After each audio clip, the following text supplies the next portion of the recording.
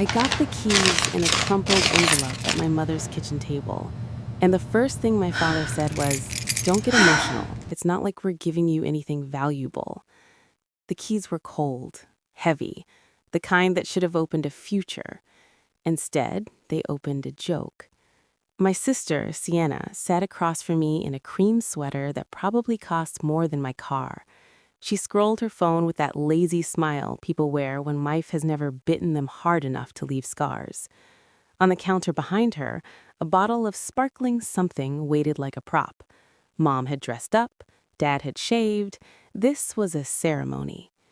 "Congratulations," Mom said, voice bright. Too bright. "We're proud of you for finally taking a step." I stared at the envelope. What step? Dad slid a folder toward me. On the front was a printed photo of a long, low mobile home, rusted at the seams, windows filmed with dust. Behind it, a strip of blue water shimmered. The view was real. The home looked like it was trying to die. "It's on Lake Briar," Mom said quickly, like the lake could wash the rot away. "The land is beautiful." Sienna finally looked up. "A mobile home?" She didn't even hide the laugh in her throat. "That is so you." My jaw tightened. I forced my eyes back to the folder. There were tax documents, a map, a handwritten note in my mother's looping script. I caught the words, as if they might change if I blinked. Harper Lane, occupant. Not owner, occupant. "You're giving me a trailer," I said.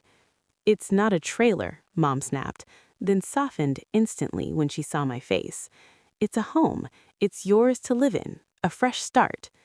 Dad leaned back like a judge, deciding I'd already lost. "You always said you wanted your own place. You can't afford one. This is us helping." Sienna's phone chimed. She smiled down at it. "Speak of the devil, my realtor just sent the closing photos." She turned her screen toward me. Sunlit rooms, floor-to-ceiling windows, a skyline that looked like it belonged to a different species. A penthouse in the city, all glass and clean lines, and a view that didn't come with mold. Mom's eyes sparkled. "Isn't it gorgeous?" "Sienna surprised me, Dad," Sienna said, sweet as syrup. "I didn't even ask." I looked at my father. He didn't deny it. He didn't apologize.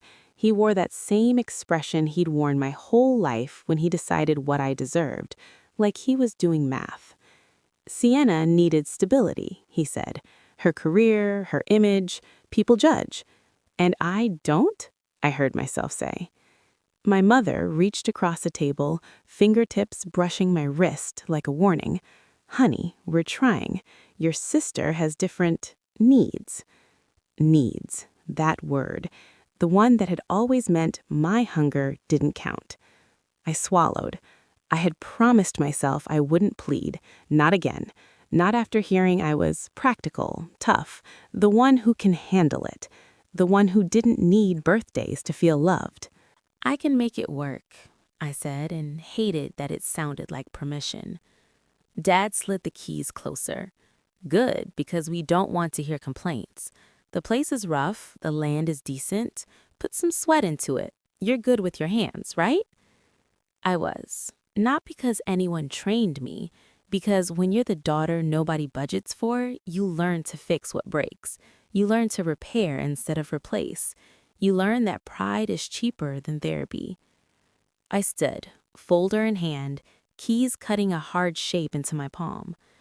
"Where is it exactly?" Mom's relief was immediate, like she'd been holding her breath for my surrender. "We'll drive out tomorrow. I'll bring cleaning supplies. We'll make it cozy." Sienna rose too, kissed Mom's cheek, then brushed past me like perfume and privilege. "Oh, Harper," she murmured, voice low. "Don't worry. At least your view is real." I left before my face could betray me. The next morning, the drive to Lake Briar was quiet at first. Winter sunlight cut through bare trees. The lake appeared like a sheet of steel. The land really was beautiful. That was what made it cruel. The mobile home sat at the edge of the property like an abandoned secret. The siding was faded, One corner sagged, and the steps groaned under my weight.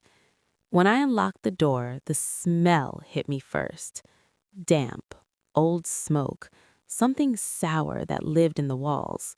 Mom hovered behind me. It's just been empty a while. Inside, the floor dipped under my boots. A brown water stain bloomed across the ceiling like a bruise. The kitchen sink was clogged with something black. In the back, a bedroom window had been taped over with plastic, like someone had tried to keep the world out. I didn't speak. If I spoke, I might scream. I walked to the far window anyway. Beyond the cracked glass, the lake stretched out, calm and cold. It looked honest. It looked like freedom if you could pay for it. Then I heard gravel crunch behind us. A truck pulled up fast. My father's truck. He got out without a greeting, crossed the yard, and stared at the mobile home like he was already measuring it for profit. He didn't look at my face. He looked at the land. He pulled a tape measure from his pocket and snapped it open. "Not bad," he said, eyes narrowed, calculating. "Once it's cleaned up, this place could be worth something." My stomach dropped. He finally met my gaze and his smile was thin. "Don't get attached, Harper. You're just staying here, that's all." I slept my first night at Lake Briar with my coat still on. Not because I was cold, because taking it off felt like admitting this place owned me. The wind kept shoving at the thin walls like it wanted inside. Every creak sounded like footsteps. I lay on the lumpy mattress someone had left behind and watched the ceiling stain hover above me like a warning. When dawn finally bled into the lake, pale and sharp, I got up and started moving. If I stopped, I'd think. If I thought, I'd break. I drove into town for supplies, bleach, gloves, a cheap set of tools I didn't already own. When I came back, the front steps groaned like they were offended I'd returned. I braced myself and went to work. Under the grime, there were bones, old but salvageable, a cabinet frame that only needed new hinges, floorboards that could be reinforced, a bathroom faucet that wasn't dead, just clogged. The kind of problems that respond to stubbornness. By noon, I had a trash bag full of rot and a rhythm in my hands. Then my phone lit up. Mom calling. I wiped my palm on my jeans and answered. "Yeah?" Her voice came soft, careful, like she was stepping around glass. "Honey, how is it?" I looked at the stained ceiling, the warped linoleum, the lake beyond the cracked window. "It's exactly what it looked like." A small laugh from her, too fast, too forced.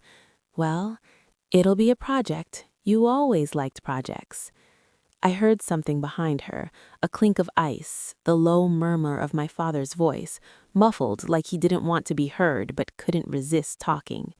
Mom lowered her voice. "Your father didn't mean what he said yesterday." "He did," I said. "He brought a tape measure." Silence.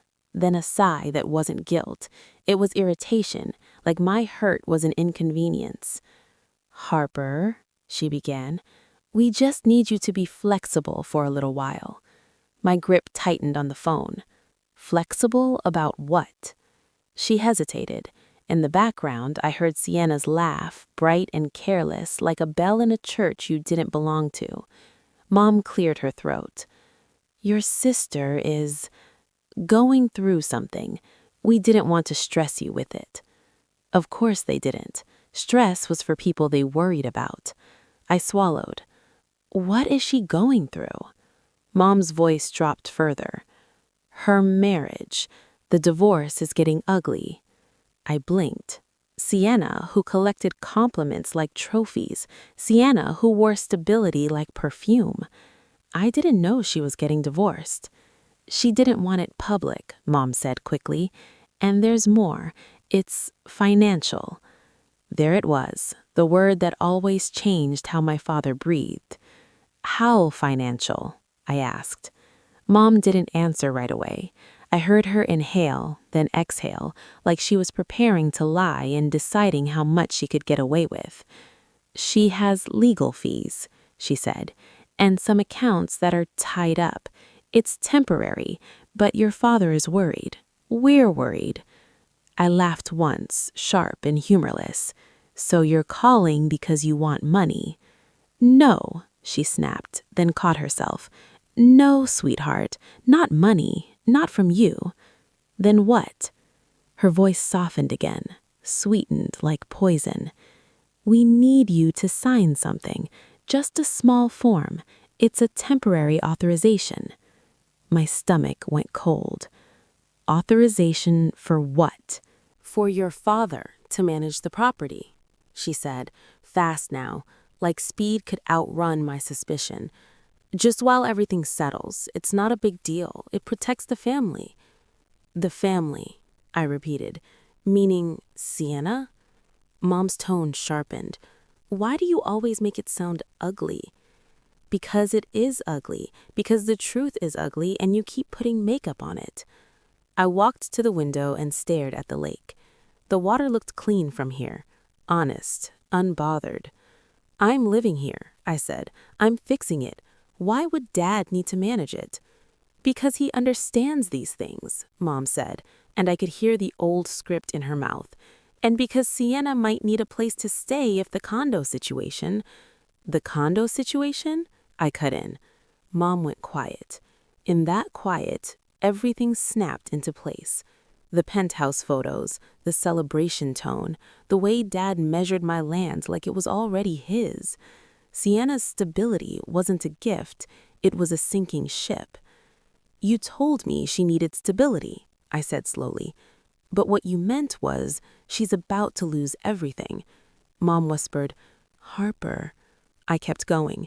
And now you want to take this place, the one you dumped on me, clean it up with my sweat, then put it under Dad's control so you can hand it to her. That is not what we're doing, Mom said, but her voice shook.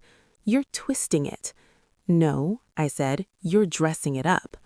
Another voice came through the line, closer now, my father, loud enough that he didn't care if I heard.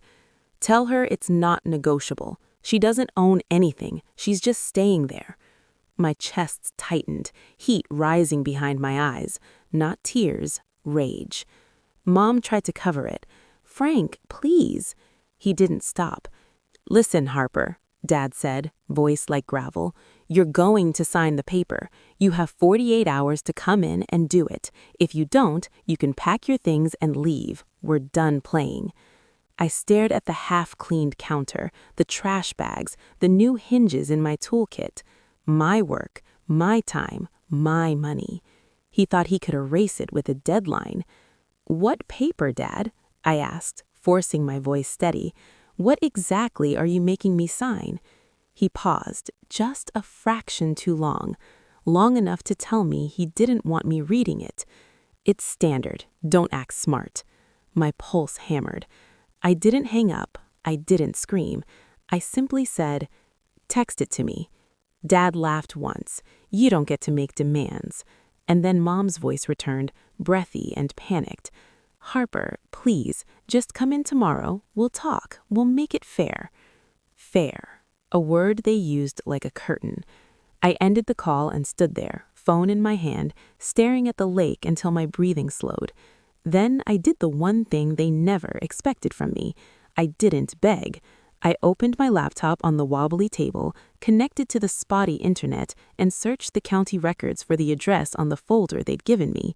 Because if they were so confident I owned nothing, why were they so afraid of me reading one piece of paper? And when the first search result loaded, my throat went dry. The property wasn't listed under my father's name. It wasn't listed under my mother's. It wasn't listed under mine either. It was listed under a trust I'd never heard of, and next to it was a name I hadn't seen in years. Evelyn Lane. My grandmother. The woman my father told everyone was too confused to be trusted. My hands hovered over the keyboard, suddenly shaking. If this land was in her trust, then my father's ultimatum wasn't a threat, it was a bluff, and I was about to find out why. By the time the sun dropped behind the trees, I had refreshed the county website so many times my eyes burned. Trust. E. Lake Holdings Trust. Grantor. Evelyn Lane. Current record. Active. The words sat on my screen like a door I hadn't known existed. A door my father had been guarding with his body for years. I drove into town the next morning with 2 hours of sleep and a throat full of rust. The little law office sat between a bait shop and a diner, the kind of place people went when they were desperate, not when they were wealthy. Jordan Kim, attorney at law. I'd met Jordan once, years ago, at a community workshop on home permits. He was younger than most lawyers, always too calm, always listening like he could hear what people were afraid to say. I hadn't spoken to him since. I didn't make an appointment. I walked in. The receptionist looked up. "Can I help you?" "I need to talk to Jordan Kim," I said. My voice was steady, but my hands weren't. "It's about a property on Lake Briar and a trust." That got her attention. 5 minutes later, Jordan came out in a charcoal sweater, sleeves rolled up. He didn't smile like we were friends. He just studied my face like it was evidence. "Jordan Lane," he said quietly. "You look like you haven't slept." "I found something," I said, and slid my laptop toward him on the small conference table. He read fast. His expression didn't change until he got to the trust name. Then his eyes sharpened. "Your father told you that land was his?" he asked. "He told me I owned nothing," I said. "He gave me 48 hours to sign something. I haven't even seen the paper." Jordan leaned back. "Good. Don't sign a thing until you know what it is." "What does it mean?" "A trust, Evelyn Lane, my grandmother." Jordan's fingers tapped the table once, thoughtful. "It means your father may not have legal control over that property, but county records don't show beneficiaries. That's internal trust paperwork." "So how do we see it?" Jordan's gaze lifted to mine. "We ask the trustee, or we subpoena. But there's a quicker way if your grandmother is still alive and competent." I let out a breath I didn't realize I'd been holding. "My dad told everyone she's confused, that she can't be trusted." Jordan's mouth tightened. "That's a common story people tell when they want someone's money and don't want questions." My stomach twisted. "Do you think he's been keeping her from me?" Jordan didn't answer right away. He opened his desk drawer, pulled out a legal pad, and wrote a name. Evelyn Lane. He asked, "Do you have her number?" "No," I said. "My dad changed it years ago. He said she didn't want to be bothered." Jordan looked at me. "People who don't want to be bothered don't usually set up trusts to protect property." I stared at the name on the paper like it might bite me. My mind flashed back to childhood. My grandmother's hands smelling like lavender, her soft laugh, the way my father's face went stone every time she tried to praise me. Then, one day, she was just gone. In a facility. Better for her. Stop asking. "I don't even know where she is," I said. Jordan stood. "Then we find out." He made 2 calls while I sat there, pulse thumping in my ears. The first was to a records clerk. The second was to a woman's voice sounded like she'd seen too many family wars. When Jordan hung up, he slid another paper toward me. "Silver Pines Assisted Living," he said. 20 minutes east. Evelyn is listed there. And Harper. She's not under guardianship, not legally." My breath caught. "So she can decide? She can speak?" "Yes," Jordan said, "which means your father's story might be the real lie." We drove separately, but I arrived before him. The lobby of Silver Pines smelled like lemon cleaner and old magazines. A volunteer at the desk asked for my name, then raised her brows when I said who I was. "Family?" she asked. "I think so," I said, "if they haven't erased me." They led me down a hallway lined with framed photos of smiling seniors holding craft projects. My feet felt heavy, My stomach felt hollow. At the end, the door was open. Evelyn Milane sat by a window with a blanket over her knees, reading a book without glasses, like she'd never needed them. Her hair was white, but her posture was straight. When she looked up, her eyes were clear, not confused, not lost, just waiting. She blinked once and her mouth opened slightly. Harper? The sound of my name in her voice hit me harder than any threats my father had ever made. My throat tightened. "Hi," I managed. "It's me." Her eyes softened, then hardened immediately, like warmth turning into steel. "I wondered how long it would take you to find me," she said. I froze. You knew?" Evelyn's fingers closed around the edge of her book. "Frank thinks silence is control. He thinks if he blocks every road, you'll never learn where you come from." She leaned forward. "Did he give you the lake property?" "He said it was his," I whispered, "but the county records show your trust." Evelyn's gaze didn't flicker. "Good. Then you're finally looking at the right paper." My heart started pounding. "What is the trust, Grandma? Why is it there?" The door behind me clicked softly. Jordan stepped in, nodding respectfully. "Miss Lane, I'm Jordan Kim. I represent Harper." Evelyn studied him, then nodded once. "Smart girl," she said, almost to herself. Jordan took a seat, calm and steady. "Miss Lane," he said, "we need to know who the beneficiary is." Evelyn's smile was small, dangerous. "Your father told the family a lot of things," she said to me, "but he never told them the only thing that matters." My hands clenched in my lap. "Tell me." Evelyn looked straight at me and her voice turned firm as stone. "The Lake Briar property was never meant for Frank. Not ever." My lungs stopped working for a second. Jordan's pen hovered. "Then who?"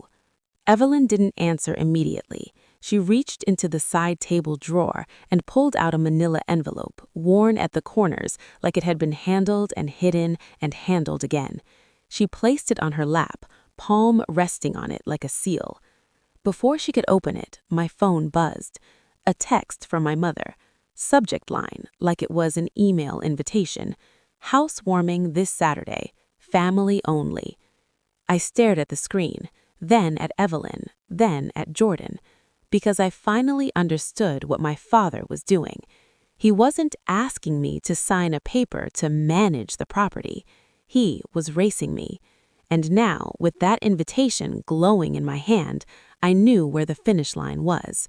They weren't planning a conversation. They were planning a public surrender. The housewarming wasn't for me. It was for my humiliation. By Saturday, I'd spent every spare hour clearing trash, ripping out soft sections of floor, scrubbing mildew until my knuckles split. The mobile home still looked tired, but it no longer looked abandoned. The Lakeview did its quiet magic. Fresh curtains I'd hung from a cheap rod fluttered like the place was breathing again. And then the cars started arriving. Not one or two, a line. SUVs with polished rims, neighbors I'd never met, people from my parents' church, a couple wearing matching fleece vests like they owned the town. Someone carried a charcuterie board as if we were walking into a magazine spread instead of a rehab project. My mother, Paula, was already there when I stepped outside. She had balloons, actual balloons, white and gold, tied to my porch railing like the world couldn't see the rust under the paint. She rushed to me and kissed my cheek, too loud, too cheerful. "There she is, our hard worker." Her eyes pleaded with me while her smile performed. Sienna appeared behind her in a fitted coat and heels that sank into the gravel. She held her chin high, like the land itself was supposed to bow. "Cute," she said, looking around with a slow, satisfied scan. "You really did something with it." Frank walked up last, hands in his pockets, shoulders wide, face already set in that proud, righteous expression he saved for audiences. He didn't say hello. He looked past me to the lake, then to the crowd, then back at me like I was a tool he'd sharpened. Jordan arrived 5 minutes later in a plain jacket, no tie. Calm. Unimpressed. He gave me a small nod that felt like oxygen.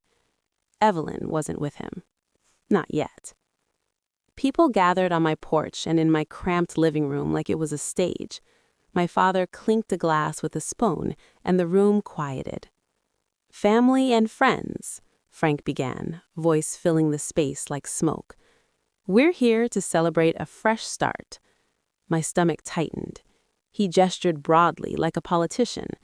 "Harper's always been independent, stubborn, doesn't ask for help." A few chuckles, his favorite trick, compliment wrapped around a critique. "But when a family sees one of its own struggling, we step in." He turned to the crowd. "We gave her this place so she could have something, a foundation." Paula nodded beside him, eyes shining. Sienna stood with her arms crossed, a soft smile glued on. Frank's gaze locked on mine. "And now that Harper's put in the effort to make it livable, she's agreed to do the right thing." The air shifted. Every head angled toward me. My throat went dry. "What?"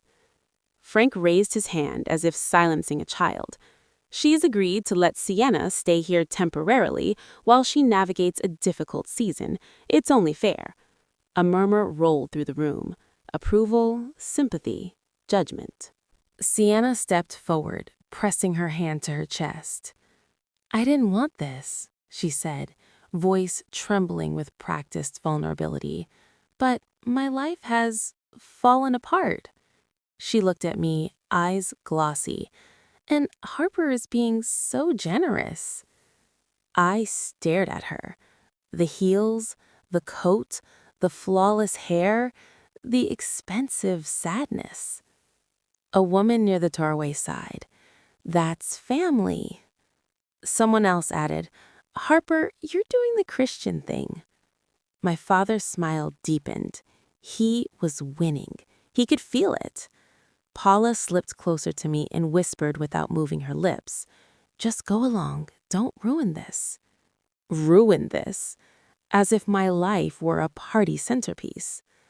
Jordan stepped forward slightly, not speaking yet, just letting his presence register. My father's eyes flicked to him, irritation flashing. "Who's that?" someone asked. "My attorney," I said, loud enough for the room to hear. A hush snapped tight. Frank's face hardened. "Attorney? For what?" "For the truth," I said. Paula's smile trembled. Sienna's eyes narrowed. Frank let out a short laugh, sharp and dismissive. "Don't be dramatic, Harper. You're embarrassing yourself." I reached into my pocket and pulled out my phone. My thumb hovered over the screen. One tap and Jordan would play the voicemail I'd made him record earlier, a simple confirmation from the county clerk about the trust name and active status. But I didn't need the voicemail, not if I had the person behind it. The front door opened. The room turned, and Evelyn Lane walked in slowly, a cane in one hand, her back straight, her eyes clear. Jordan moved to her side like a guard, but she didn't need one. Frank went pale. Paula's mouth opened in a silent gasp. Sienna took a half step back like she'd seen a ghost. Evelyn looked around my living room, the balloons, the crowded bodies, the fake warmth. Then she looked at Frank. "What a big gathering," she said calmly, "for a house you don't own." The room froze. Frank's lips parted. "Mom, you shouldn't be here." Evelyn ignored him. She turned to the crowd, voice steady and sharp.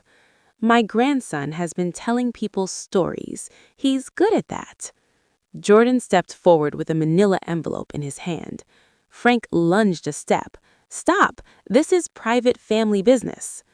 Evelyn lifted her chin. "It became public when you tried to steal it in front of witnesses." Jordan opened the envelope and pulled out a document, crisp and official. He didn't wave it like a magic trick. He held it like a verdict. "This is the trust instrument," Jordan said, clear and demanding. "Evelyn Lane is the grantor. The Lake Briar property is held in trust, and the beneficiary—" Frank barked, "That's not real. That's not—" Jordan didn't flinch. "Is Harper Lane," he finished. Silence hit like a slap. Sienna's face drained of color. Paula swayed slightly, one hand gripping the counter. Frank stared at the paper, then at me, eyes burning, veins rising in his neck. The room was still watching, but the weight had shifted. He wasn't the hero anymore. He was exposed. "You set me up," Frank hissed, voice low now, dangerous. "You brought her here to turn everyone against me." I met his eyes. "You brought everyone here to take what's mine." For a second, his expression went blank. Then it twisted. The mask fell completely. "You think this ends with one piece of paper?" he said, too loud, too sharp. "You think you've won?" He stepped closer, and I smelled the cold anger on him. "I will contest that trust," he snarled. "I will drag you through court, and if I can't take it from you—" His gaze flicked to the walls, the floors, the work I'd done. His voice dropped into something that made the hair on my arms lift. "I'll make sure you don't get to keep it." Frank's threat hung in the air like the smell of gasoline. Nobody moved at first. Not the church ladies clutching their paper plates. Not the neighbors who'd come for gossip dressed as celebration. Not even my mother, who looked like her face might crack if she tried to hold the smile 1 second longer. Then Evelyn spoke, quiet but razor sharp. "Frank," she said, "you just threatened your daughter in front of witnesses." His jaw flexed. "I said I'd fight for my family." Evelyn's eyes didn't blink. "You said you'd destroy what she built. That's not family. That's ownership." Jordan didn't raise his voice. He didn't need to. "Mr. Lane," he said, "I'd advise you to leave the property. Now." Frank laughed once, ugly and loud, like he couldn't stand the room not bending to him. "You think you can tell me where I can stand?" Jordan's expression stayed calm. "Yes, because the beneficiary can." Every head turned to me again. This time the gaze didn't feel like judgment. It felt like a question. "Are you going to fold? Are you going to apologize for the truth?" My heart hammered, but my voice came out steady. "Frank," I said. I didn't call him Dad. "Get off my land." The words landed hard, simple, final. For a second, his eyes widened like he'd been slapped. He looked around, searching for someone to back him up. My mother, my sister, the crowd, God himself. Paula's lips trembled. She took 1 step forward, hands lifted like she was trying to stop a car with her palms. "Please, don't do this." Don't do this. Not don't let him do this. I stared at her and felt something inside me go still, like a door closing, quietly, for good. "I didn't do this," I said. "You did. All of you." Sienna's voice came out thin. "Harper, I'm sorry. I didn't know Grandma was going to—" "Stop," Evelyn snapped, and Sienna flinched. "You knew what you were doing when you let them aim that crowd at your sister." Sienna's eyes filled with tears so quickly it was almost impressive. "I'm in trouble. I'm drowning. I needed help." I looked at her, really looked. The tailored coat, the careful makeup, the perfect performance. "You've always had help. You just wanted mine." Frank's face turned red. He took another step toward me, shoulders squared, trying to reclaim his role as the biggest body in the room. "You ungrateful," he started. Jordan lifted his phone. "I'm calling the police. Now." Frank froze. His eyes flicked to the phone, then to the crowd. He could feel it. The shift. The way people leaned back instead of in. The way the room no longer belonged to him. He spat the next words like they burned his mouth. Fine, enjoy your little victory. He shoved past the guests and stomped out onto the porch. Gravel crunched under his boots. His truck door slammed hard enough to make my window rattle. Then he was gone, roaring down the road like noise could erase paperwork. The room stayed quiet after that, like everyone was waiting for the next explosion. Paula stood in the middle of my living room with her hands hanging uselessly at her sides. The balloons in the corner bobbed gently, absurd and cheerful. "I didn't think it would come to this," she whispered. I took a slow breath. My hands were shaking, but I didn't hide them. "You did," I said. "You just thought I'd be the one to swallow it." Her eyes darted to the floor, the clean countertops, the new hinges on the cabinet doors. My work, my time, my money. "I'm your mother," she said, as if that should erase the last 30 years. Evelyn's cane tapped the floor once. "And you're her daughter," she said. "You should have acted like it." Jordan stepped beside me. "Harper," he said quietly, "I recommend we document the condition of the property tonight. Photos, receipts, improvements. And tomorrow we file a formal notice. Change the locks." I nodded. The word yes didn't feel like surrender this time. It felt like control. One by one, the guests started leaving. Some avoided my eyes. A couple murmured apologies. One woman touched my arm and said, "I didn't know," like that mattered. Sienna lingered at the doorway, mascara trembling at her lashes. "Harper," she said softly, "if you just let me stay a few months." I held her gaze. No. The word was calm, clean. It didn't come with anger or explanation, because explanations were what they used to pry doors open. Sienna's face tightened. She nodded like she'd been wronged, then walked out anyway. When the last car disappeared, the lake went quiet again, honest again. Evelyn sat at my small table, hands folded. She looked around my patched-up living room and gave the smallest smile. "You turned rot into shelter," she said. "That's why I chose you." My throat tightened. "Why didn't you tell me?" "I tried," she said, and her eyes sharpened. "Frank intercepted my letters.